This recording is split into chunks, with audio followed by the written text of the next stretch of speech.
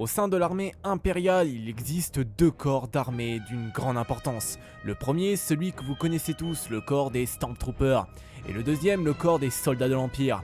Mais quelles sont leurs différences? Voyons ça ensemble. Le corps des soldats de l'Empire a quelques différences avec le corps des Stormtroopers. Tout d'abord, les soldats de l'Empire sont tous des conscrits ayant eu une formation militaire moins importante que celui des Stormtroopers. Le recrutement de ces soldats se fait partout dans la galaxie. N'importe quel homme ou femme peut donner sa candidature pour entrer au sein des soldats de l'Empire. Comme dit plus tôt, leur entraînement est très court comparé aux Stormtroopers, car ces soldats ne seront jamais l'élite de l'Empire et doivent surtout être envoyés rapidement sur le terrain. Pour les Stormtroopers, leur entraînement débute dès qu'ils sont encore jeunes, afin qu'ils deviennent le bras armé de l'Empire.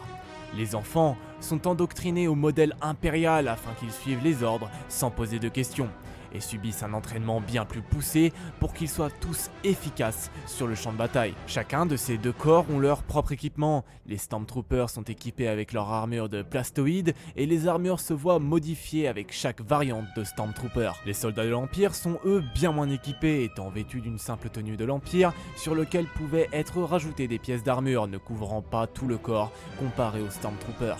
Les soldats pouvaient également s'équiper d'un casque à lunettes et masque à oxygène. Le réel avantage de ces soldats est qu'ils coûtent bien moins cher que les Stormtroopers, ces derniers étant équipés d'une armure bien plus chère à produire. Au sein des soldats de l'Empire, nous retrouvons deux grandes variantes. La première, ceux chargés à la sécurité de l'Empire qui portaient une tenue et des armures entièrement noires. Ces soldats étaient chargés du maintien de l'ordre sur les différents mondes de l'Empire. En cas d'émeute ou de manifestation violente, les soldats étaient équipés de boucliers anti-émeute et de matraques, mais pouvaient très bien utiliser des armes comme des blasters. La deuxième variante sont tous les autres soldats de l'Empire de couleur verte. Nombre de ces soldats fit partie du corps des Mud Troopers où beaucoup de ces soldats furent déployés sur Mimban. L'Empire préférait sacrifier des soldats bien moins armés et entraînés que sacrifier leur principale force de combat qui étaient les Stormtroopers.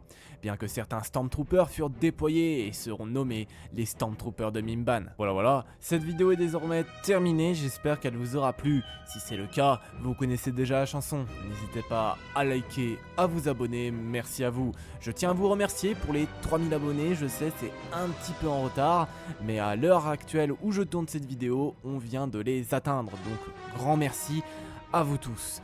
On est en route pour un nouvel objectif des 4000 abonnés, donc grand merci à vous tous. Bref, sur ce, moi je n'ai plus grand chose d'autre à vous dire, je vous souhaite à tous une très bonne journée ou une très bonne soirée, et surtout n'oubliez pas que la force soit avec vous. La bise tout le monde.